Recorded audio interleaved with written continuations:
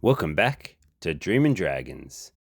You've got an awesome fruit. It's delicious. It's decent sized, it grows well, and most importantly, it's self-fertile. What a fruit! Then the thought strikes you. Hang on a second. I have two awesome fruit that tick the same boxes. What if I merge them together and get a double delicious, double-sized, self-fertile variety? Oh, baby. Today, we're talking about how to hybridize a self-fertile variety, and before you click away, hybridizing a self-fertile variety is quite different to the traditional way of just whacking a bag on your flower, cross-pollinate, and playing the waiting game. Let's not get too scientific here, but as a quick few refreshers, number 1, a self-fertile variety can set a fruit with its own pollen. Number 2, a hybrid is grown from a seed and has the unique genetic material from both the mother, the flower, and the father, pollen from another plant.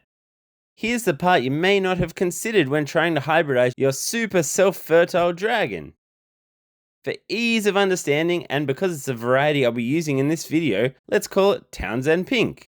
When pollinating with your desired pollen, there's a chance that your Townsend Pink's stigma can become contaminated by its own pollen. So when growing out the seeds from the fruit, you might be growing some seeds that have Townsend Pink as the mother and Townsend Pink as the father. So all that time and effort, and you're essentially growing what you already have. Again, there's far more sciencey and fancy ways of putting this, but we're just keeping it pretty basic. So how are we going to ensure our Townsend Pink's not going to do the business with itself and waste all our time and effort? It's actually quite easy. All you need is a pair of scissors and a steady hand. Early afternoon, before our flowers opened up and the pollen's free to roam around our flower, we need to get rid of the anthers and filaments, the little bristle things in our flower.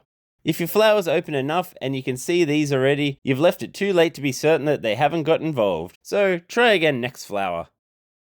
Alright, so here's our Townsend Pink flower. Still closed but starting to flare out. Perfect. With my scissors, I'm essentially going to chop off the flower, leaving a few inches where I anticipate the fruit to be. Remembering the fruit develops at the base of the flower. Stop!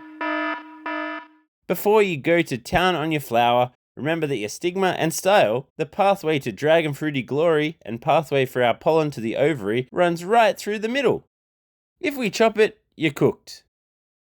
So I just lightly apply some scissory pressure, enough to cut a petal at a time, twirl it around the flower. Then when I think I've made it through almost to our necessary noodle, I rip the petals off with my fingers, always pulling away from the stigma, so I'm not accidentally dragging pollen across its surface. Once I've peeled back the petals, I'm ripping out those little anthers and filaments so there's nothing left besides our cheeky little noodle.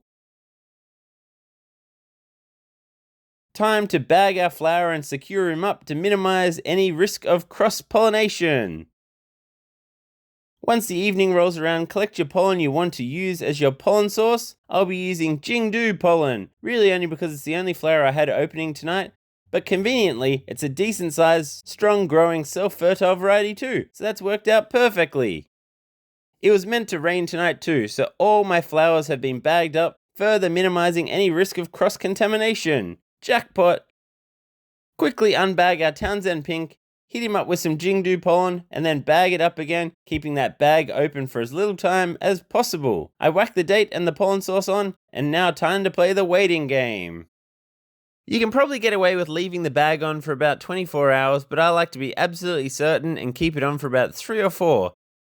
A few days later, time to take the bag off.